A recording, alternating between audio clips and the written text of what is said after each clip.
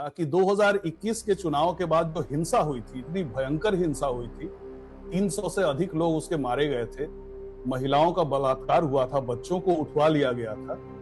इस डर के मारे, और बहुत से लोग तो भाग भी गए थे, कुछ बिहार भाग गए, कुछ झारखंड भाग गए, कुछ असम में भाग गए, कुछ उत्तर प्रदेश के भी जो पूर्वांचल के इलाके वहां भाग गए, और जो रह गए वो भी इतने डरे हुए थे कि पिछले 5 साल में जो छोटे मोटे, जैसे मान लीजिए कि बाई इलेक्शन हुआ या फिर पंचायत चुनाव हुआ, यहां पर तो ऐसा हो रहा था कि जो पार्टी पोलिंग एजेंट देती है वो पोलिंग एजेंट देने की क्षमता नहीं थी बीजेपी में।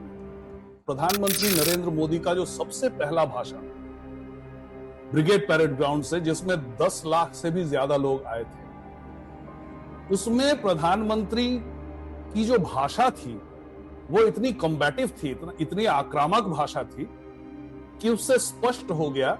पश्चिम बंगाल में बहुत से लोग ये सोचते थे कि क्या बात है कि दिल्ली में मुख्यमंत्री गिरफ्तार हो जाता है, जैसे अरविंद केजरीवाल गिरफ्तार हो जाते हैं, झारखंड में हेमंत सोरेन गिरफ्तार हो जाते हैं, ममता बनर्जी को कभी भी खरोच तक नहीं लगती। चक्कर क्या है? सबसे बड़ा बदलाव जो है वो इलेक्टोरल रोल का है। अगर हम वोट शेयर के हिसाब से देखें तो 2021 में 83% लोगों ने वोट दिया था, इस बार 92.5% लोगों ने दिया, 92.5। ठीक है, अब आपको ऐसे देखकर लग सकता है कि 10% का डिफरेंस है, लेकिन इससे पूरी स्थिति स्पष्ट नहीं होती। तो 83% जो 2021 में जिन्होंने वोट दिया था, उसमें से आधे तो फर्जी वोटर थे। एजुकेशन सिस्टम की बात करें तो वहां अगर आप सोशल स्टडीज की किताबें पढ़ेंगे तो जिस प्रकार से जो स्वतंत्रता संग्राम में जो जुड़े हुए थे हमारे स्वतंत्रता सेनानी, उनको कई जगहों पर आतंकवादी बताया गया है। जहां पर हिंदुओं के बारे में जो इतिहास पढ़ाया जाता है वो अभी भी जिस प्रकार से ब्रिटिश हमें जिस नजर में देखते थे, उस नजर से लिखी हुई किताबें हैं। उन किताबों को बदलना पड़ेगा, वो सिलेबस, वो करिकुलम बदलना पड़ेगा। अभी हाल ही में 5 राज्यों में विधानसभा चुनाव संपन्न हुए। 4 राज्यों के नतीजे तो अनुमान के आसपास रहे, लेकिन पश्चिम बंगाल ने सबको चौंका दिया। भारतीय जनता पार्टी पहली बार बंगाल में अपनी पूर्ण बहुमत वाली सरकार बनाने में सफल रही। जो राज्य पिछले 15 साल से ममता बनर्जी के तृणमूल कांग्रेस के शासन में था और उससे पहले 34 लगातार साल वामपंथी सरकार ज्योति बासु और बुद्धदेव भट्टाचार्य के नेतृत्व में चला था, वहां पहली बार कमल खिल गया। राजनीतिक पंडित, एग्जिट पोल, सर्वे सब गलत साबित हुए। इस ऐतिहासिक उलटफेर के पीछे क्या कारण थे? क्या ममता की तानाशाही, टीएमसी की हिंसा, संदेश खाली, अवैध घुसपैठ और बंगाली अस्मिता का मुद्दा बीजेपी के पक्ष में गया, या फिर बीजेपी की रणनीति, संगठन और नरेंद्र मोदी, अमित शाह की अगुवाई ने कमाल कर दिया? आज इसी विषय पर गहन चर्चा करने के लिए हमारे साथ मौजूद हैं बंगाल के जानकार, वरिष्ठ पत्रकार और राजनीतिक विश्लेषक सुरजीत दासगुप्ता। सुरजीत जी, आपका हमारे कार्यक्रम में बहुत बहुत स्वागत है। धन्यवाद। आप चुनाव के दौरान लगातार बंगाल में थे, ग्राउंड जीरो पर नजर रखे हुए थे। सुरजीत जी, चुनाव के दौरान आपको कब पहली बार लगा कि बीजेपी इस बार कुछ बड़ा करने वाली है? क्या ग्रामीण बंगाल, मुस्लिम बहुल इलाके या मिडिल क्लास बंगाली वोटर में कोई साइलेंट शिफ्ट दिख रहा था? और सबसे महत्वपूर्ण, क्या ममता बनर्जी की खुद की छवि और टीएमसी कार्यकर्ताओं की गुंडागर्दी ने बीजेपी के लिए वोट जुटाने का काम आसान कर दिया था? सुरजीत जी। अमित जी, मैं पश्चिम बंगाल के बारे में पिछले 1 साल से लगातार पॉडकास्ट्स में और इंटरव्यूज में भाग लेता रहा हूं, और इस दौरान मैं दिसंबर तक ये कहता रहा कि तमाम मुद्दों के बावजूद बीजेपी के लिए जीतना बहुत मुश्किल है पश्चिम बंगाल, क्योंकि संगठन के नाम पर विशेषकर गांव में कुछ था नहीं बीजेपी के पास, और तृणमूल कांग्रेस का संगठन बहुत ही मजबूत था। गांव गांव में, शहर शहर में, गली गली में, घर घर पे, इस लेवल तक था। उसके क्या कारण थे इतने मजबूत संगठन के, उस पर मैं बाद में जाऊंगा। अभी फिलहाल प्रश्न बीजेपी का है, और बीजेपी के साथ हुआ यह था कि 2021 के चुनाव के बाद जो हिंसा हुई थी, इतनी भयंकर हिंसा हुई थी, 300 से अधिक लोग उसके मारे गए थे, महिलाओं का बलात्कार हुआ था, बच्चों को उठवा लिया गया था। इस डर के मारे, और बहुत से लोग तो भाग भी गए थे, कुछ बिहार भाग गए, कुछ झारखंड भाग गए, कुछ असम में भाग गए, कुछ उत्तर प्रदेश के भी जो पूर्वांचल के इलाके वहां भाग गए, और जो रह गए वो भी इतने डरे हुए थे कि पिछले 5 साल में जो छोटे मोटे, जैसे मान लीजिए कि बाई इलेक्शन हुआ या फिर पंचायत चुनाव हुआ, यहां पर तो ऐसा हो रहा था कि जो पार्टी पोलिंग एजेंट देती है, वो पोलिंग एजेंट देने की क्षमता नहीं थी बीजेपी में, इतनी बुरी हालत थी। और उसके बाद जब एसआईआर का एक्सरसाइज शुरू हुआ इलेक्शन कमीशन का, उस समय भी देखा गया कि जो बीएलओज हैं उसके साथ तृणमूल कांग्रेस के लोग घूम रहे हैं, बीजेपी का कोई आदमी नहीं है।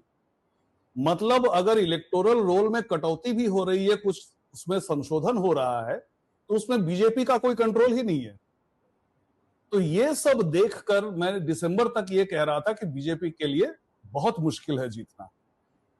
लेकिन विशेषकर जनवरी से जब ये पक्का हो गया कि अप्रैल में चुनाव होने वाला है, और उससे भी ज्यादा प्रधानमंत्री नरेंद्र मोदी का जो सबसे पहला भाषण ब्रिगेड परेड ग्राउंड से, जिसमें 10 लाख से भी ज्यादा लोग आए थे, उसमें प्रधानमंत्री की जो भाषा थी वो इतनी कॉम्बैटिव थी, इतनी आक्रामक भाषा थी कि उससे स्पष्ट हो गया। पश्चिम बंगाल में बहुत से लोग ये सोचते थे कि क्या बात है कि दिल्ली में मुख्यमंत्री गिरफ्तार हो जाता है, जैसे अरविंद केजरीवाल गिरफ्तार हो जाते हैं, झारखंड में हेमंत सोरेन गिरफ्तार हो जाते हैं, ममता बनर्जी को कभी भी खरोच तक नहीं लगती। चक्कर क्या है? इतना कुछ करती है, तो क्या बीजेपी और तृणमूल कांग्रेस के बीच में कुछ बैकग्राउंड में कुछ सेटिंग है क्या, कुछ बैक स्टेज सेटिंग है क्या? इस तरह की अफवाहें उड़ती थी। हालांकि एक तरफ तो बीजेपी के कार्यकर्ताओं की लाश छतों से लटकती हुई, पेड़ों की शाखाओं से लटकती हुई मिलती थी, जब सेटिंग होती है तो ऐसा होता नहीं है। तो लोग ये सोचते थे कि क्या पता इनको देकर क्या फायदा है, इनके बीच तो कोई साठगांठ होगी। लेकिन वो प्रधानमंत्री का जो कॉम्बैटिव लैंग्वेज था, आप तुलना कीजिए वो जो 2021 में उन्होंने भाषण दिया था, जहां पर वो ममता बनर्जी को दीदी नाम से संबोधन कर रहे थे, इस बार उन्होंने दीदी, पीसी वगैरह कुछ नहीं कहा। उन्होंने कहा ममता की निर्मम सरकार। आपको याद होगा, क्रूएल गवर्नमेंट, निर्मम सरकार। उससे जो मैसेज गया ना, उससे जो वार्ता पहुंची, जो संदेश पहुंचा कार्यकर्ताओं में कि नहीं, अब तो इन्होंने ठान लिया है कि बंगाल जीत के रहेंगे, और उसके कारण जो जोश का संचार हुआ कार्यकर्ताओं में, उसमें क्या हुआ कि वो एक क्यूमुलेटिव इफेक्ट हो गया। लोगों में तो गुस्सा था ही, जैसे मुद्दे आप बता रहे हैं, भ्रष्टाचार बहुत बड़ा मुद्दा था, और वहां के लोकल लैंग्वेज में जो तोलाबाजी कहते हैं, मतलब कि जैसे लालू के जंगल राज में बिहार में होता था, किसी को उठवा लिया, पैसे मांगे, फिरौती के पैसे मांगे, वो तो फिर भी मान लीजिए वैसा फिर भी कम होता था। जो बहुत ज्यादा होता था भ्रष्टाचार वहां पर, कि मान लीजिए आप अस्पताल गए हैं अपने किसी परिजन को लेकर जो बीमार है, आप दरवाजे में एंटर कर रहे हैं, वहां से जो पियन आता है सबसे पहले आपको स्ट्रेचर या व्हील चेयर में ले जाने के लिए, वो सबसे पहले आपको 500 रुपया मांगता है आपसे। अंदर जैसे ही आप दाखिल होते हैं, वार्ड बॉय आपसे और 500 रुपया मांगेगा। नर्स जो है, अगर भर्ती कराना है तो नर्स और 500 रुपए मांगेगी। इस तरह से अलग अलग लेवल से जाते जाते आप जब डॉक्टर तक पहुंचेंगे, तो आपको पता चलेगा कि डॉक्टर भी कॉम्प्रोमाइज्ड है। सिर्फ वही नहीं, कई बार ऐसा होता है कि आप पहुंच गए डॉक्टर के लेवल तक, और वहां पता चला कि लाइन में, कतार में आपसे आगे एक बांग्लादेशी खड़ा है, और वो बांग्लादेशी अवैध घुसपैठिया नहीं है, वो मेडिकल टूरिज्म का वीजा लेके आया है। तो सबसे पहले जो प्रायोरिटी मिलती थी उनको मिलती थी, जिस कारण से एक बार देखा गया कि भुवनेश्वर में, उड़ीसा में जो एम्स है, वहां बंगालियों की भीड़ बढ़ रही है। तो सर्वे हुआ कि भाई एम्स भुवनेश्वर में बंगाली क्यों आ रहे हैं, इतने अच्छे अच्छे अस्पताल है कलकत्ता में, भुवनेश्वर में क्यों आ रहे हैं? तो पता चला कि वहां तो इलाज की ये व्यवस्था है, आयुष्मान भारत वहां चलता नहीं है, गरीब आदमी वहां इलाज करा नहीं पाता है। फिर मान लीजिए आपको मकान बनाना है, आपने जमीन ली, उसमें जो है लोकल तृणमूल कांग्रेस के लीडर का एक शेयर रहेगा। आप सीमेंट खरीदने गए, सरिया खरीदने गए, हर चीज में उनका तोला होता, तोला मतलब एक्सटॉर्शन मनी। ये हो गया भ्रष्टाचार। अच्छा, अगर महिलाओं पे अत्याचार की बात करें तो केवल संदेश खाली की बात नहीं है, केवल आरजी कर मेडिकल कॉलेज एंड हॉस्पिटल की बात नहीं है, ये तो घर घर की बात हो गई थी। और अंतिम जो ऐसा बहुत बड़ा कांड हो गया था महिलाओं को लेकर, उसके बाद तत्कालीन मुख्यमंत्री ने जो बयान दिया कि शाम के 7 बजे के बाद लड़कियों को घर से बाहर नहीं निकलना चाहिए, इससे महिलाओं में बहुत क्रोध आया कि ये कैसी प्रतिक्रिया है, जो पॉलिटिकल एग्जीक्यूटिव हेड है वो इस तरह की बात करे कि लड़कियां नहीं निकल सकती शाम के 7 बजे के बाद। और शुरू से अब तक 2011 में जब ममता सत्ता में आई थी, तब से महिलाओं के प्रति, खुद महिला होते हुए भी महिलाओं के प्रति उनका इतना बुरा बर्ताव था। जब भी ऐसी कोई बलात्कार की घटना घटती थी, जैसे पार्क स्ट्रीट में एक घटना घटी, तो उन्होंने जो पीड़िता थी उसको वेश्या कह दिया। इसी तरह से एक और घटना घटी, उस घटना में उनकी एक मंत्री थी, करीबी मंत्री, उन्होंने कहा कि उसके तो बहुतों के साथ अफेयर्स थे।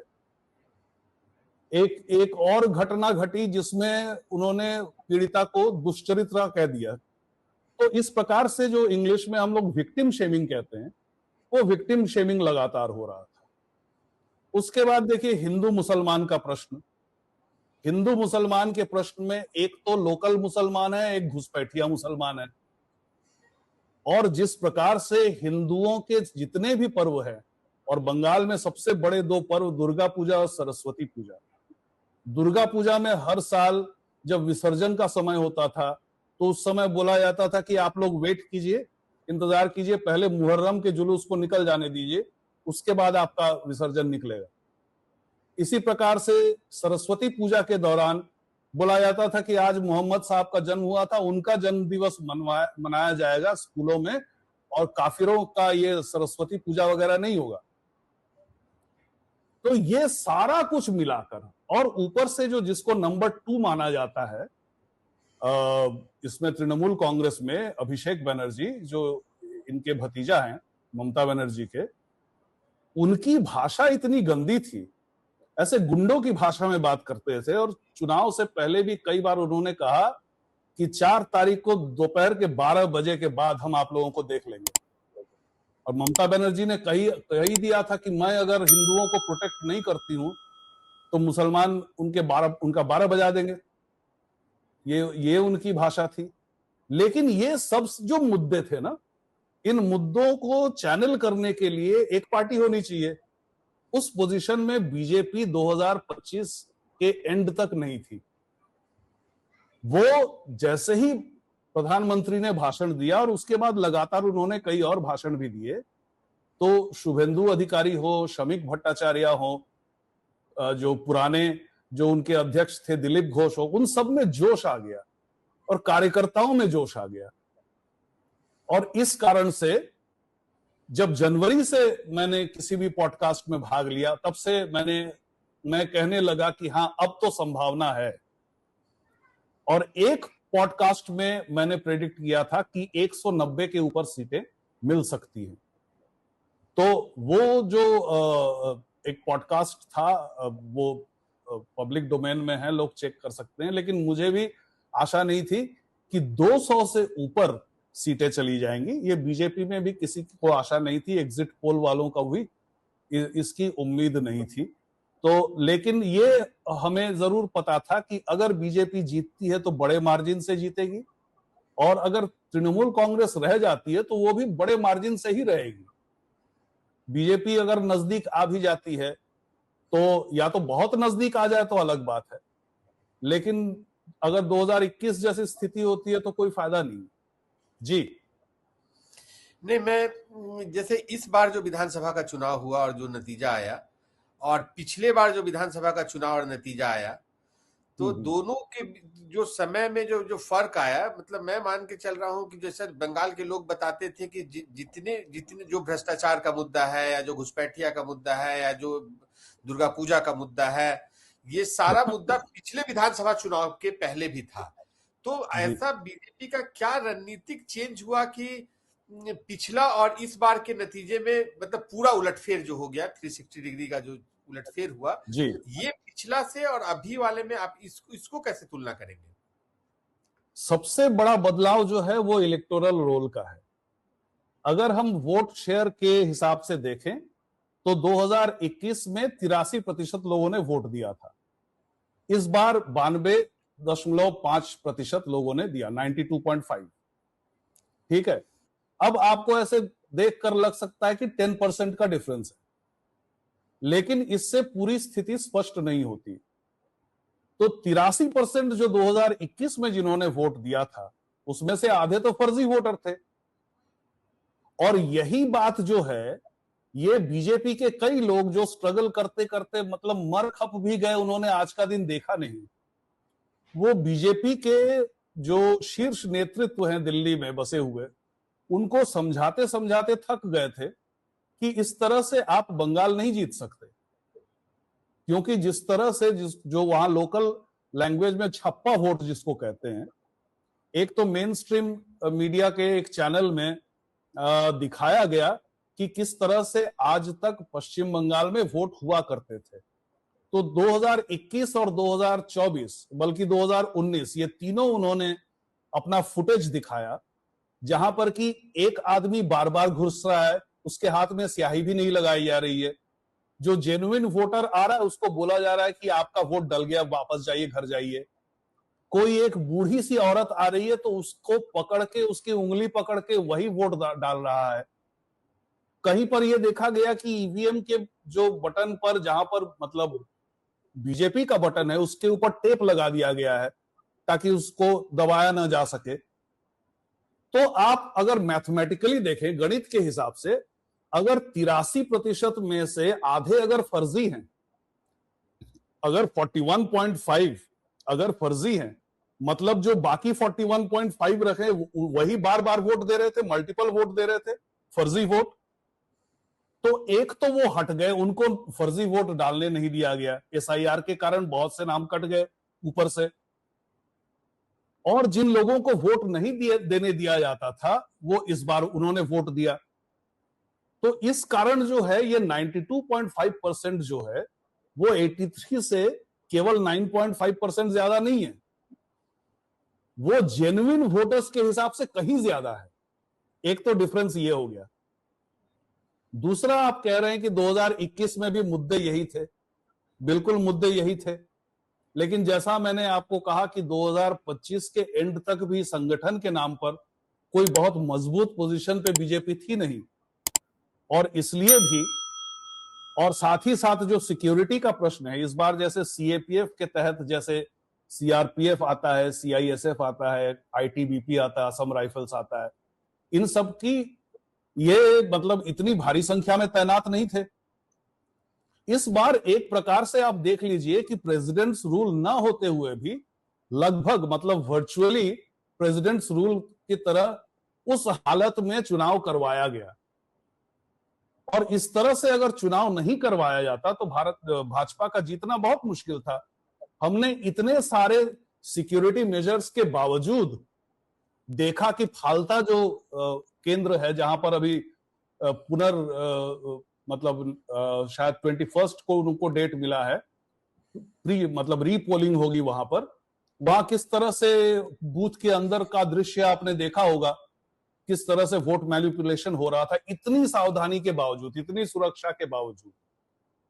तो मुझे याद आता है, मैं जब पायनियर में काम करता था तो मेरे बॉस थे चंदन मित्रा, वो हावड़ा से 2 बार खड़े हुए थे जब वाजपेयी आडवाणी जी के जमाने में, और दोनों बार वो हारे।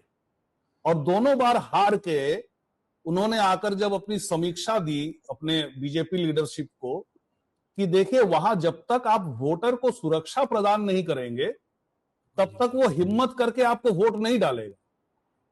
तो उस समय का जो बीजेपी का नेतृत्व था, उनके लिए ये विश्वास करना बहुत मुश्किल था कि बंगाल में ऐसा कुछ होता है, क्योंकि बाकी देश में तो नहीं होता।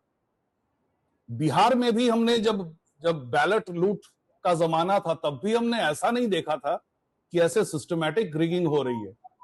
और इन सब के बाद काउंटिंग डे में भी हेराफेरी होती थी। आपने देखा होगा कि किस तरह से ममता बनर्जी जबरदस्ती करने की कोशिश कर रही थी स्ट्रांग रूम में घुसने के लिए, एक बार घुस भी गई थी। तो इस तरह से जो हर जगह पे मैनिपुलेट होता था, इसलिए 2021 के बाद भी जब चुनाव के परिणाम आए तो बहुत से लोगों को हैरानी हुई थी कि ऐसा तो नहीं होना चाहिए था, बीजेपी का परफॉर्मेंस इससे तो बेहतर होना चाहिए था। तो ये मेन डिफरेंस है।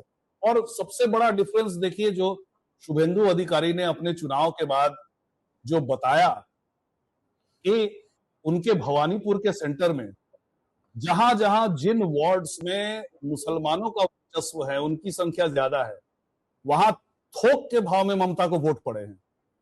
और उन्होंने काउंटिंग के एक रात पहले भी बोल दिया था अपने कार्यकर्ताओं को, जो वहां के काउंटिंग एजेंट्स हैं, कि आप देखिएगा कि कभी कभी काउंटिंग के दौरान ममता का लीड मुझसे आगे बढ़ रहा है, तो घबराइएगा मत, वो सारे मुसलमान इलाकों के नतीजे हैं।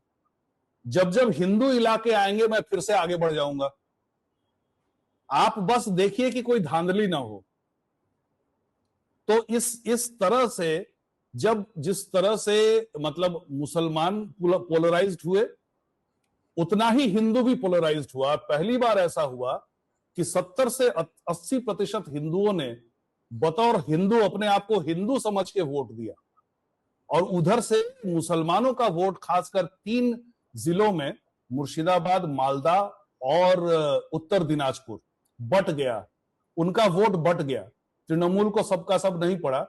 जो उनकी एक छोटी मोटी पार्टी है वहां नॉर्थ बंगाल में, Indian secular force, Indian secular front, Abbas Siddiqui की पार्टी है, कुछ उनको मिले और कुछ हुमायूं कबीर जो तृणमूल कांग्रेस से निकलकर उन्होंने आम जनता उन्नयन पार्टी बनाई, उनको कुछ वोट मिले। उनको सीटें ज्यादा नहीं मिली, लेकिन जहां सीटें नहीं भी मिली तो इतने वोट खा गए वो कि तृणमूल को नुकसान हुआ। तो ये सब कुछ मिला जुला के इस बार का परिणाम हम समझ सकते हैं। जी, अब एक कि ममता बनर्जी अब कहां खड़ी है? क्या टीएमसी टूटने वाली है या फिर वे विपक्ष की भूमिका निभाएंगे? और लंबे समय तक जो वामपंथी शासन के बाद उनके कार्यकर्ता का भी आगे आने वाला समय में आप क्या देखते हैं कि कहां उनका रुख क्या रहेगा? विपक्ष की भूमिका या तो वामपंथी निभाएंगे या टीएमसी निभाएगा, क्या आप देखते हैं? जी, देखिए, ममता बनर्जी बहुत ही लड़ाकू नेता है, इसमें किसी को कोई शक नहीं होना चाहिए। लड़ाकू तो वो है ही। उनको आप पसंद नापसंद कर सकते हैं, लेकिन बहुत लंबे समय तक उनका राजनीति में उनका अवस्थान रहा है।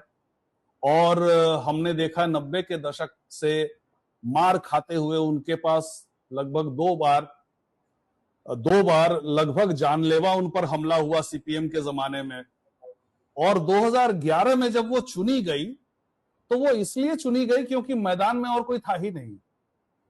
बुद्धदेव भट्टाचार्य को अगर आप हटा देंगे तो उनके बदले में किसको लाएंगे? बीजेपी तो उस पोजीशन में थी नहीं 2011 में, वो तो इंटरेस्टेड भी नहीं थी। 2013-14 में जब मोदी जी प्रचार करने के लिए गए थे बंगाल में, उसी ब्रिगेड पैरेड ग्राउंड से उन्होंने भाषण दिया था और बंगाल की जनता से उन्होंने कहा था कि आप अगर यहां पर दीदी को जिताते हैं और मुझे दिल्ली से जिताते हैं, तो ऐसे हाथ दिखाकर उन्होंने कहा था आपके दोनों हाथों में लड्डू होंगे। तो भाजपा भी पहले इंटरेस्टेड नहीं थी।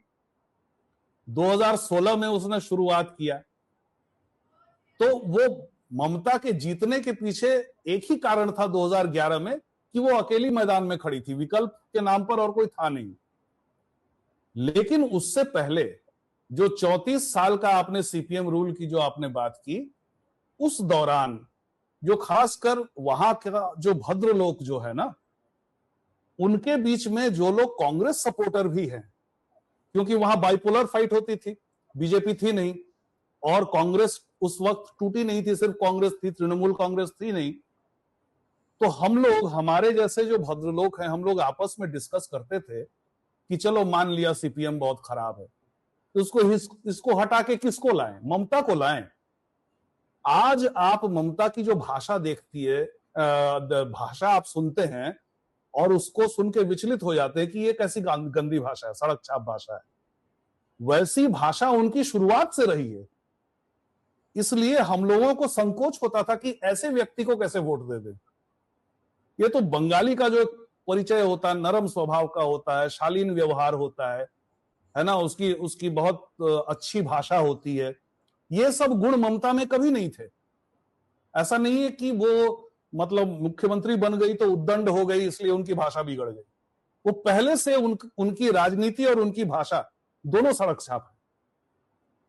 तो हम लोग हिचकते थे इस कारण से। इसी कारण से बुद्धदेव भट्टाचार्य जी हालांकि ज्योति बसु से काफी कमजोर थे, अगर राजनीतिक कद के हिसाब से देखा जाए तो, फिर भी उनको हराने में 2 टर्म लग गए, खासकर 3 कहना चाहिए कि 3 टर्म लग गए। हाँ, तो पहले 2001 में हरा नहीं पाई, फिर 2006 में हरा नहीं पाई, आखिर में 2011 में हरा पाई नंदीग्राम और सिंगूर एजिटेशन की वजह से। अब आते हैं उनकी पार्टी के बारे में, टीएमसी के बारे में, क्योंकि आपने पूछा कि इसका क्या भविष्य होगा। तो तृणमूल कांग्रेस जो है निश्चित तौर पे बिखर जाएगी, एकदम टूट के बिखर। इसके पीछे कारण ये है कि ये जो नंदीग्राम और सिंगूर का जो आंदोलन हुआ था, उस दौरान जो सीपीएम के गुंडे थे उनको लग गया था कि सीपीएम का राज बहुत दिन तक चलेगा नहीं, तो अगर नहीं चलता है तो हमारा भविष्य क्या होगा। ये सोचकर वो सब के सब थोक के भाव से तृणमूल कांग्रेस में चले गए। तो आज के जो तृणमूल कांग्रेस के गुंडे हैं, या तो वो स्वयं या फिर उनके बाप या दादा सीपीएम के लिए काम किया करते थे। फर्क सिर्फ इतना है कि विशेषकर जो ज्योति बसु थे वो बहुत, मतलब एक तरह से आप कह सकते हैं कि लगाम लगा हुआ था, कसा हुआ था अपराधियों के ऊपर। इतना वो लोग खुलेआम जो है सांड की तरह नहीं घूमते थे जैसा कि तृणमूल कांग्रेस के जमाने में हो गया। और ये जो गुंडे थे, इनके अलावा जो उनसे छोटे मोटे जो उठाई गिरे वगैरह जो थे, वो तृणमूल कांग्रेस के साथ इसलिए जुड़े थे कि उनको कुछ ना कुछ मिलेगा। जैसा मैंने आपको बताया कि अगर आप मकान भी बनाते हैं तो उसमें सरिया में, सीमेंट में, जमीन के खरीदारी में, हर चीज में उनका एक शेयर होता है। तो उस शेयर के लालच में वो लोग टिके हुए थे। अब ये शेयर देने की अवस्था में ममता अब रही नहीं, पावर में तो नहीं रही, तो ममता और अभिषेक मिलकर जो ये भ्रष्टाचार का जो राज वो चला रहे थे, जिससे इन सभी गुंडों को, इन सब छुटभइयों को बहुत लाभ हो रहा था। अब बीजेपी ने घोषणा कर दी, जैसे ही 4 तारीख को रिजल्ट आया, उसके तुरंत बाद फिर से रिपोर्ट्स आने लगे कि चुनाव के बाद हिंसा हो रही है। पता चला कि जो हिंसा कर रहे हैं वो तृणमूल कांग्रेस के ही लोग हैं, और एक तृणमूल कांग्रेस का कार्यकर्ता दूसरे तृणमूल कांग्रेस के कार्यकर्ता को हमला कर रहा है, और कभी कभी जो है भगवा कपड़ा पहन के हमला कर रहा है ताकि देख के लगे कि ये भाजपा का कार्यकर्ता है। वो सबके सब पकड़े गए। और 2011 के विपरीत 2011 में ममता ने किसी को आने से रोका नहीं था तृणमूल कांग्रेस में, चाहे अच्छा आदमी हो, गुंडा हो, सबको, हर कोई आ सकता है। 2007 में तो उन्होंने बयान ही दे दिया था कि मेरी लड़ाई कम्युनिस्ट के खिलाफ नहीं है, सिर्फ सीपीएम के खिलाफ है। सीपीआई, फॉरवर्ड ब्लॉक, आरएसपी वगैरह के लिए मेरे दरवाजे खुले हुए हैं। ये उनका ऑन रिकॉर्ड बयान है। लेकिन 2026 में 2-3 दिन के अंदर, चाहे शमीक भट्टाचार्य हो जो वहां के लोकल अध्यक्ष हैं, चाहे जो अभी नए मुख्यमंत्री उस समय बनने ही वाले थे, उससे पहले भी उन्होंने घोषणा कर दी कि भाजपा का मेंबरशिप बंद है, कोई अभी नया भाजपा का मेंबर नहीं बन सकता। तो उससे क्या हुआ, तृणमूल कांग्रेस के इन गुंडों के आने का रास्ता बंद हो गया। अब वो क्या कर सकते हैं, ना तो वो ममता के साथ टिके रह सकते हैं, ना भाजपा के साथ रह सकते हैं। और उनके अंदर जो आखिरी एक जो चीज है जिससे लोग टिके रहते हैं, जैसे मान लीजिए कि इतनी मार पड़ने पर भी भाजपा के कार्यकर्ता भाजपा के साथ क्यों टिके रहे, विदाउट पावर, कोई पावर तो था नहीं उनके पास। वो कारण है आइडियोलॉजी। तो सीपीएम या फिर कम्युनिस्ट और फिर आरएसएस के लोगों से बना बीजेपी, ये दो भारतीय राजनीति में ऐसी धुरी है जिनके लोग केवल सत्ता के लिए टिके नहीं रहते अपनी पार्टी के साथ, कि हाँ सत्ता है तो है, नहीं तो हम जा रहे हैं, टाटा बाय बाय, ऐसा नहीं है। तो इस बार जैसे 40 जो 152 और 142 सीटों में जो लड़ाई हुई 294 में, उसमें से पहले राउंड में कम से कम 40 आरएसएस के स्वयंसेवकों को टिकट दिया गया था, विश्व हिंदू परिषद के लोगों को टिकट दिया गया था। लेकिन अगर नहीं भी दिया जाता, क्या वो छोड़ के चले जाते? नहीं जाते वो। तो आइडियोलॉजी नाम की कोई चीज टीएमसी में नहीं है, तो वो फिर कैसे रहेंगे? फिर वो ये कुछ दिन का जो ये नौटंकी, ये जो ड्रामा सब हो रहा है, ममता बनर्जी उछल कूद कर रही है, आज कलकत्ता हाई कोर्ट गई काले कपड़े पहन के, अब उस पर भी प्रश्न उठ रहा है कि उनका तो बार काउंसिल का मेंबरशिप ही नहीं है, कैसे चली गई? तो ये सब नौटंकी जैसे ही खत्म होगा ना, टीएमसी धीरे धीरे पूरी टूट के बिखर जाएगी। जी। तो क्या बंगाल अब परिवर्तन के नए दौर में प्रवेश कर चुका है और अगले 5 साल में बीजेपी की जो बंगाल में सरकार बनी है, जी, ये जो हम लोग बात कर रहे हैं कल्चर का, ये जो पॉलिटिकल कल्चर जो बिगड़ गया था, इसको आप सुधरता हुआ देख रहे हैं? जी जी बिल्कुल। देखिए, कुछ काम तो बहुत मुश्किल है, लेकिन कुछ काम जो है वो फट से हो सकता है, और फट से हो भी गया है। जैसे मान लीजिए कि जितने भी ट्रांसपोर्टर्स हैं, जो गाड़ी वाड़ी चलाने वाले हैं, बंगाल में एक अजीब सा दृश्य दिखता था कि आप हाईवे पे भी अगर चल रहे हैं ना, तो वहां पर भी बैरिकेड लगा हुआ है, और उन बैरिकेड्स पे कोई ना कोई आ जाता था बिना अथॉरिटी के कि पैसा दो, टोल। ठीक है, तो ये टोल का तोला जो है वो बंद हो गया, एकदम तुरंत बंद हो गया जैसे नतीजे आए ना। और कुछ जो लोकल लोग हैं और जो ऐसे ट्रकर्स वगैरह हैं, जो बाकी कुछ छिटपुट बच गए थे ऐसे तोलाबाजी करने वाले, उनको डरा धमका के भगा दिया। ऊपर से जो जितने भी ये जो वाहन चालकों के जो यूनियन वगैरह है, वहां पर जाकर बीजेपी ने घोषणा कर दी कि देखिए हमारा कोई यूनियन नहीं है, ठीक है, हमारे नाम से कोई पैसा मांगे तो मत दीजिए, हम उसके लिए जिम्मेदार नहीं है। ये तो मतलब पहले ही दिन नतीजे आते ही ये सब हो गया। मतलब सरकार गठन भी नहीं हुआ था उस समय, शपथ ग्रहण भी नहीं हुआ था, और उसके तुरंत बाद हमने देखा कि सरकार के बनते ही जैसे इलीगल एनक्रोचमेंट वगैरह है मार्केट प्लेस में और भी किसी भी जगह पे, वहां पे रेलवे स्टेशन के बाहर, वहां पे बुलडोजर चला दिया गया। ठीक है, हमने बर्धमान स्टेशन का दृश्य देखा, हमने शियालदा स्टेशन का दृश्य देखा, हमने न्यू मार्केट एरिया का दृश्य देखा। तो ये सब ऐसे काम थे जो तुरंत हो सकते थे।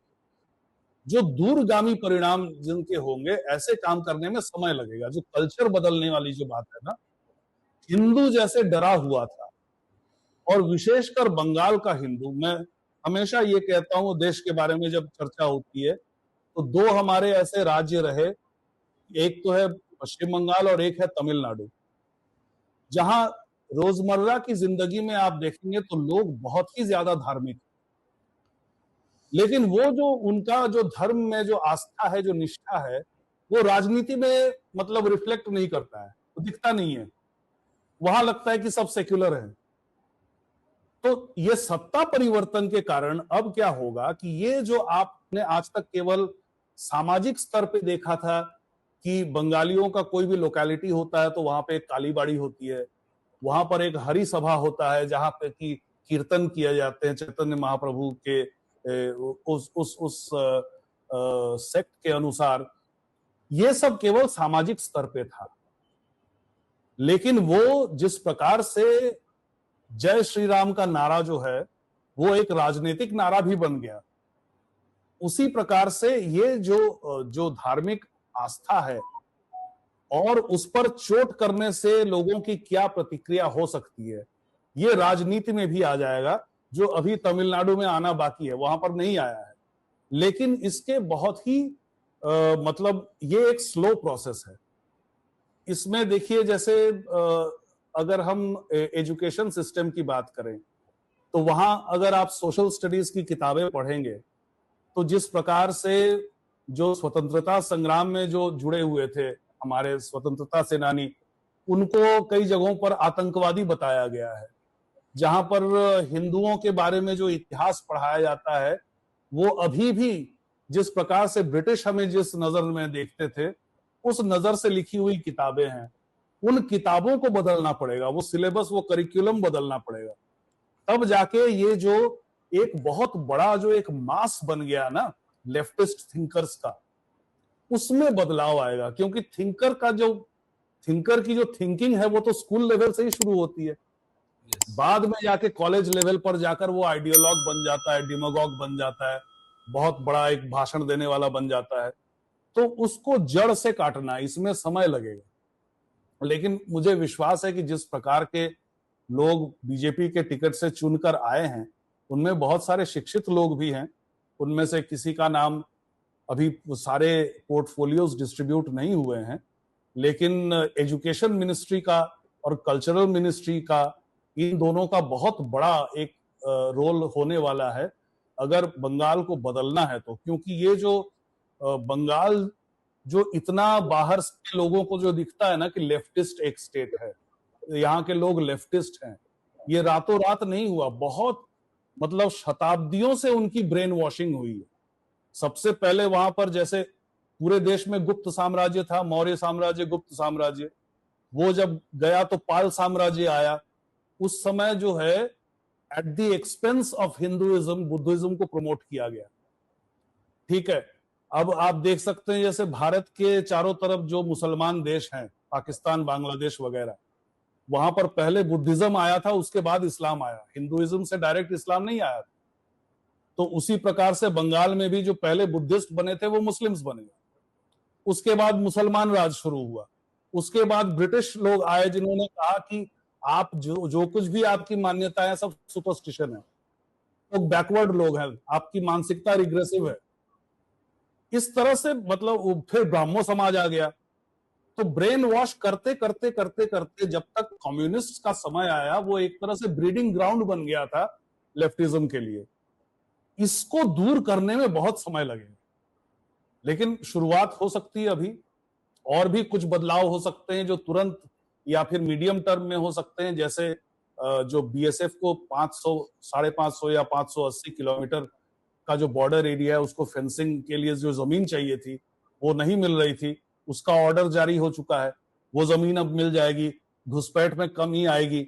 बहुत सारे घुसपैठिए तो एसआईआर होते हुए देखकर ही भाग गए थे डर के मारे, और भी भागेंगे और बाकी पकड़े जाएंगे।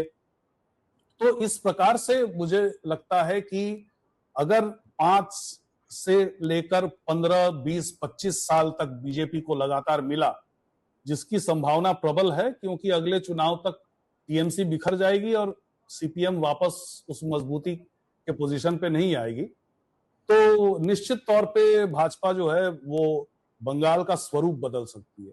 जी, लेकिन राष्ट्रीय राजनीति पर इसका क्या असर पड़ेगा? 2029 के लोकसभा चुनाव में बंगाल बीजेपी के लिए कितना बड़ा गेम चेंजर साबित होने वाला है? बहुत बड़ा। क्योंकि 2024 में हमने देखा कि जिस तरह के रुझान आ रहे थे, लास्ट में बीजेपी 240 पर अटक गई। लेकिन वही अगर बंगाल से अगर ज्यादा आए होते, बंगाल, उत्तर प्रदेश और महाराष्ट्र, यहां पर पूरा खेल बिगड़ गया। इन 3 जगहों पर तो अभी देखिए उत्तर प्रदेश में जो कुछ भी गेम बिगड़ा था, सेंट्रल और लोकल लीडरशिप में थोड़ा मनमुटाव था या जो भी था, विचारों में अंतर था, और महाराष्ट्र में अजित पवार वाला इशू था, वो सेटल नहीं था। वो सब तो बीजेपी के पक्ष में जाएगा ही 2029 में। और जो बिल्कुल नहीं था, जो बंगाल बिल्कुल उनके हाथ में नहीं था, वो वापस आएगा। बल्कि जो उससे भी पहले आप जाए तो 2019 में बहुत अच्छा रिजल्ट हुआ था बीजेपी का। उसमें 18 सीटें मिली थी 42 सीटों में से, और 18 से ज्यादा मिल सकती थी। आखिरी राउंड से पहले एक विवाद हो गया था विद्यासागर के स्टैचू को लेकर, किसी ने तोड़ दिया था, तो लोगों ने गलत सोच लिया कि इन्हीं लोगों ने तोड़ा होगा। उसका इफेक्ट कुछ सीटों पर पड़ा जो आखिरी राउंड में इलेक्शन होना बाकी था, वरना उसमें भी 22, 23, 24 सीटें मिल सकती थी। तो ये जो 2029 तक जिस तरह से बंगाल का माहौल बदलेगा, इसमें तो आशा यही है कि बहुत भारी संख्या में आप मतलब लैंड मास पर मत जाइए, पूरे भारत के मैप में पश्चिम बंगाल छोटा लग सकता है, लेकिन सीटों के हिसाब से और डिलिमिटेशन के हिसाब से अगर आप सोचे तो उसका कंट्रीब्यूशन बहुत ज्यादा है। उत्तर तीसरा बड़ा प्रदेश के राज्य, बाद और तीसरा बड़ा राज्य हाँ, है, 42 सीट्स है, महाराष्ट्र इतनी 48 और सारी सीटें जो है बहुत बड़ी बात है। बहुत बड़ी बात। मैं तो अभी तो खैर बहुत ही अर्ली स्टेज है, लेकिन फिर भी बीजेपी अगर 2019 के पोजीशन में 18 सीट ला सकती है तो 2029 के पोजीशन में तो 30 तो ला ही सकती है 42 में। नहीं, बंगाल में जो 200 बीजेपी का नंबर जो क्रॉस किया, ये तो वाकई सुरजीत जी किसी ये करिश्मा है, और किसी को इसकी इतना नंबर आएगा इसका तो कोई शायद ही कोई आदमी पहले अंदाजा लगाया होगा। और मैं तो समझता हूं कि बीजेपी के थिंक टैंक को भी ये अंदाजा नहीं होगा कि इस तरह से अंडर करेंट या एसआईआर का प्रभाव कहें या ममता से त्रस्त वहां के लोग इतना थे कि इस तरह से बिना डरे बेखौफ होके अंदर अंदर बीजेपी को इतना समर्थन देंगे कि ये 200 का आंकड़ा जो हम लोग आज तक बात करते थे कि खाली हिंदी भाषी क्षेत्र की ही पार्टी है, तो सही अर्थ में बीजेपी अगर 2000, मैं तो ये भी मानता हूं कि 2014 का जो नरेंद्र मोदी का जो एंट्री है राष्ट्रीय पॉलिटिक्स में, उससे भी मैं इसको बड़ा मानता हूं। इस पर भी अगर आप कुछ कहना चाहें।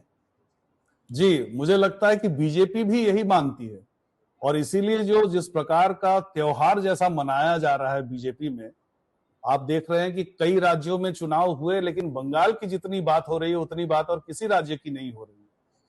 क्योंकि आप देखिए पिछले साल बीएल संतोष ने एक बयान दिया था कि बंगाल हमारे लिए चुनावी लड़ाई नहीं है, हमारे लिए सांस्कृतिक लड़ाई है। तो सांस्कृतिक लड़ाई वो जीत चुके हैं। वो एक ऐसा फ्रंट है जिसके बारे में ये कहा जा रहा था कि अब की बार भी अगर बीजेपी नहीं जीत पाई तो वो ग्रेटर बांग्लादेश हो जाएगा। वो इतना डरावना एक एक एक संभावना थी वो। उस संभावना से, उस आशंका से हमें बचा लिया गया है। इस चुनाव नतीजे ने हमें बचा लिया उस संभावना से। तो भारत से प्रेम करने वाले जितने भी भारतीय हैं, अपने देश से प्रेम करने वाले, वो सब खुश हैं। वो सब खुश हैं। जिनका बंगाल में कोई स्टेक्स नहीं है, कोई डायरेक्ट स्टेक्स नहीं है, वो भी बहुत खुश है। मतलब मेरी पत्नी जाती है अपने ऑफिस में, उनके ऑफिस में कई सारे कर्मचारी हैं जो बंगाली नहीं है और बंगाल में वो रहते भी नहीं, वो भी बहुत खुश नजर आ रहे हैं। मैं जहां जहां काम करने जा रहा हूँ, बहुत से ऐसे लोग हैं जो हिंदी भाषी हैं, तमिल भाषी हैं, मलयाली भाषी हैं, मराठी हैं, तो सब खुश दिख रहे हैं।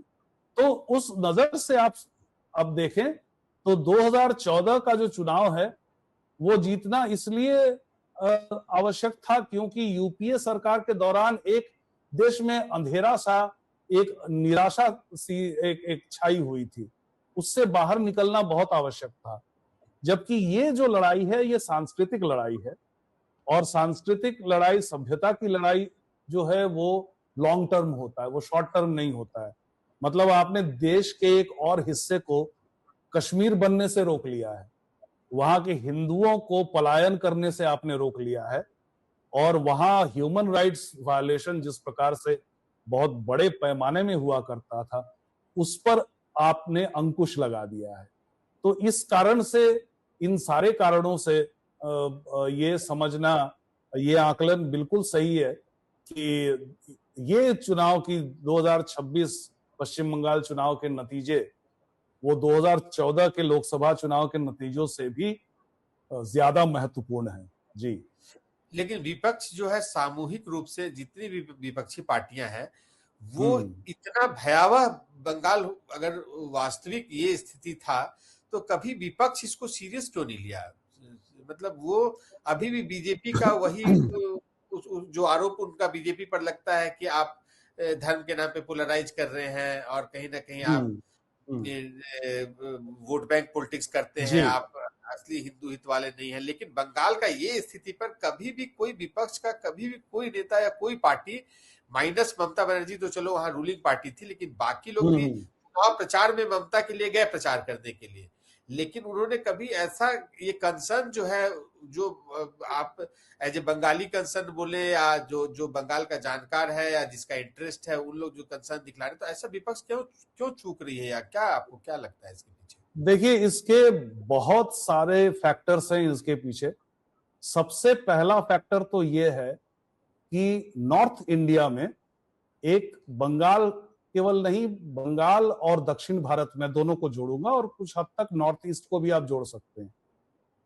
इन तीन क्षेत्रों के बारे में थोड़ी सी उदासीनता है, ये तो मानना पड़ेगा। और वो उदासीनता जो है 80 के दशक में जब हमने देखा कि धीरे धीरे अलग अलग राज्यों से कांग्रेस सिमट रही है, उसके पीछे सबसे बड़ा कारण यह था कि जिन जिन राज्यों में कांग्रेस हारी, उन राज्यों के लोगों का कहना था कि ये दिल्ली वाले लोग हैं, ये दूर से हमें दूरबीन से देखते हैं, इनको समझ में कुछ आता नहीं है, हमारी समस्या क्या है, हमारी परेशानी क्या है, तो हमें इसलिए लोकल ऑल्टरनेटिव चाहिए। तो लोकल विकल्प हर किसी ने चुन लिया। आप देखिए 80 के दशक में 4-5 राज्यों को आप छोड़ दें तो पूरे भारत से कांग्रेस सिमट गई। वही जो चीज है ना, एक मोटे तौर पे, एक व्यापक तौर पे आप समझ सकते हैं कि अन्य जो विपक्षी पार्टियां हैं उनका एक रवैया है। और वही चीज भाजपा में भी एक समय थी। जैसा कि मैंने बताया कि चंदन मित्रा के हारने पर वो जब फीडबैक देते थे कि क्यों हारे, तो बीजेपी बहुत सीरियसली लेती नहीं थी। लेकिन अपनी उन गलतियों पर बीजेपी ने काम किया, अपने आप को सुधारा। ठीक है, ये एक कारण हुआ। दूसरा कारण जो है, बहुत ठोस कारण है, कि लाल बहादुर शास्त्री के मरने के बाद इंदिरा गांधी कुछ समय तक बहुत ही एक कमजोर सरकार चला रही थी। कांग्रेस के अंदर विद्रोह हो रहा था। इंदिरा गांधी को डर था कि उनकी सरकार गिर सकती है। ऐसे समय पे एक तरह से मान लीजिए कि वो कम्युनिस्ट के पैर पड़ गई कि मेरी सरकार पे अगर बन आए तो आप लोग संभाल लीजिएगा। तो कम्युनिस्ट ने पूछा हमें क्या मिलेगा बदले में, तो इंदिरा गांधी ने कहा हम आपको क्या दे सकते हैं, क्योंकि आपकी तो ऐसा कोई आपका अवस्थान नहीं है, नहीं राष्ट्रीय राजनीति में, कुछ ही राज्यों में आपकी उपस्थिति है। तो उन्होंने कहा कि नहीं, हमें वो सब नहीं चाहिए, ये सब तो छोटी मोटी चीजें हैं, आप हमें देश का एजुकेशन सिस्टम दे दीजिए।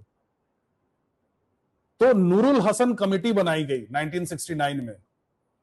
जो इतिहास पढ़ाया जाता था बच्चों को, उससे पहले यूनिवर्सिटी लेवल में आरसी मजूमदार और जदुनाथ सरकार का इतिहास पढ़ाया जाता था। उसको स्क्रैप करके कम्युनिस्ट ने वापस वो जो अंग्रेज जो इतिहास बताते थे, आर्यन इन्वेजन थियरी वगैरह, वो सब कुछ लाया गया। इसके बाद जो राजनीतिक क्षेत्र में जो हमने देखा कि जिस प्रकार से पिछले 10 साल में बीजेपी कार्यकर्ताओं की हत्या होती रही, बिल्कुल उसी तरह से, उतनी निर्ममता के साथ सीपीएम के लोग भरे बाजार में सुबह को दोपहर को कांग्रेस कार्यकर्ताओं की हत्या करते थे।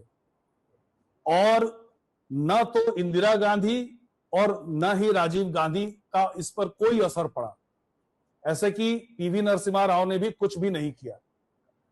तो एक तरह से आप देख सकते हैं कि कांग्रेस और कम्युनिस्ट के बीच में हमेशा से एक ये अंडरस्टैंडिंग थी। इस बार भी आप देखिए कि राहुल गांधी आए, 2 दिन के लिए 2 बयान दिया, उसके बाद वो निकोबार आइलैंड्स चले गए किसी और एजेंडा के लिए, वहां से ओमान मस्कट चले गए। वो मतलब सीरियस ही नहीं है वो बंगाल के बारे में। अब आते हैं कम्युनिस्ट के बारे में बात करें। कम्युनिस्ट हमेशा से, उनका जितना प्रेजेंस रहा है पूरे देश की राजनीति में, उससे कहीं ज्यादा बढ़ चढ़कर उनको महत्व दिया जाता है। मीडिया देती है महत्व उनको प्लेटफॉर्म प्रोवाइड कर देती है बातचीत करने के लिए। ठीक है, वहां पर वो अपना एजेंडा चलाते रहते हैं और एक तरह से पीछे से कांग्रेस उनका समर्थन करती रहती है। और इसके अलावा जो लोग वहां पर गए, मान लीजिए अरविंद केजरीवाल गए और अखिलेश यादव गए, शायद तेजस्वी यादव भी गए थे वहां पर एक दिन के लिए शायद। इससे एक तो वहां पर कोई असर नहीं पड़ा केजरीवाल का या अखिलेश यादव का या तेजस्वी यादव का, बंगाल में कोई ट्रैक्शन नहीं है, कुछ उनको मिलता नहीं है। इसलिए ये तो वही हुआ कि जैसे ये था ना, जो अभी कांग्रेस में है, सीपीआई के स्टूडेंट यूनियन का कन्हैया कुमार, जो वहां से लड़ा था, कहां से, बेगूसराय से, और फिर यहाँ नॉर्थ ईस्ट दिल्ली बेगूसराय से लड़ा था। तो जमाने भर के सब सारे लेफ्टिस्ट आ गए थे प्रचारक। जावेद अख्तर आ गया था लिरिसिस्ट उसके लिए प्रचार करने के लिए। तो वही हुआ, बिहार की जनता को क्या फर्क पड़ता है जावेद अख्तर से, वही चीज हुआ। तो ये जो लोग जो बंगाल के बारे में कुछ जानते नहीं है, कुछ समझते नहीं है, उनका केवल एक एजेंडा है कि एंटी बीजेपीज्म, एंटी मोदीज्म, एंटी आरएसएसिज्म, यही है इनका। उसके आधार पे आप क्या कर सकते हैं? और जहां तक तृणमूल कांग्रेस की अपनी शिकायत का सवाल है, एक बहुत ही सिंपल मैथ मैं आपको बता रहा हूं कि वो कह रहे हैं, या फिर अखबारों में भी आया है, न्यूज में भी आया है कि 27 लाख वोट पर छट गए, ठीक है। लेकिन बीजेपी की जो बढ़त है तृणमूल कांग्रेस के ऊपर, वो 63 लाख है। तो अगर ये भी मान के चला जाए कि 27 लाख के 27 लाख लोग तृणमूल कांग्रेस को वोट देते, तो भी नहीं जीत पाती, क्योंकि जो डिफरेंस है दोनों में, अगर टोटल अलग अलग सीट का नहीं देखकर टोटल देखे हम, जबकि 27 लाख के 27 लाख नहीं दे पाए वोट, ऐसा तो नहीं है। बहुत से लोग ट्राइब्यूनल्स में गए, वहां उनकी सुनवाई हुई, बहुत से लोगों ने फॉर्म 6 जमा किया, कई लोगों को वोट देने दिया गया। लेकिन जो अपने आप को साबित ही नहीं कर पाए कि वो वही के वोटर हैं, वो जीवित है, मृत नहीं है, वो स्थानांतरित नहीं है, या वो बोगस नहीं है, उनको जाहिर तौर पे नहीं दिया जा सकता था परमिशन वोट देने का।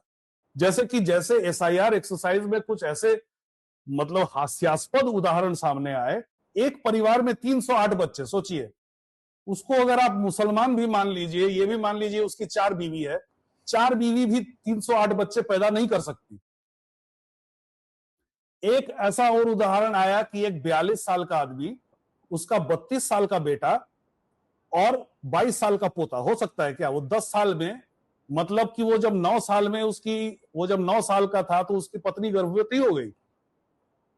तो ऐसे ऐसे उदाहरण आए हैं। जो तृणमूल कांग्रेस के जो एजुकेशन मिनिस्टर थे ब्रात्य बसु, उनके पिता का डेथ 2010 में हो गया था, 2025 तक वो इलेक्टोरल रोल में थे। ये बहुत बड़ा एग्जाम्पल, प्रोमिनेंट एग्जाम्पल मैं दे रहा हूं। तो इस तरह के लोग नहीं दे पाए वोट, जो इस तरह से फर्जी पाए गए।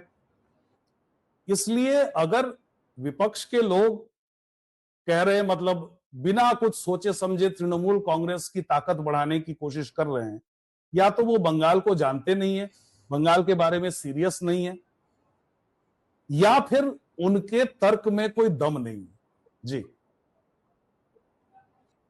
नहीं, इतना बड़ा बदलाव सुरजीत जी, मैं भी मानता हूं कि इतना बड़ा बदलाव खाली रिगिंग करके या किसी तरह से छल कपट करके, एसआईआर करके, 2-4-10 लाख वोट को इधर उधर करके आप इतना बड़ा बदलाव नहीं ला सकते। कहीं ना कहीं वहां का जनता अंदर से वो उस बदलाव को चाह रहा था, और उसको जो हम लोग आज परिणाम के रूप में देख रहे हैं, इतना बड़ा बदलाव आप किसी भी फॉर्मूले से नहीं, तो अगर एक्चुअल बदलाव नहीं हुआ होता तो आज सड़क पे वहां आपको वो दिखता, लोग उसको नहीं मानते कि भाई सब आपस में बात करते कि मैंने वोट नहीं दिया, मैंने भी वोट नहीं दिया, मैंने भी वोट नहीं दिया, तो ये कैसे ये हमारा प्रतिनिधि बन गया। तो ये तो इतना बड़ा लेवल पे आप अंदर से अगर जनता स्वयं वोट ना करे, तो ये 200 का आंकड़ा जो पार किया है, तो इसके पीछे कहीं ना कहीं कोई भी तर्क हो, किसी भी कोर्ट में कोई जाए, तो इसको साबित नहीं किया जा सकता है कि यहाँ हम लोग, हर लोग ये मान सकते हैं कि चलो राजनीति में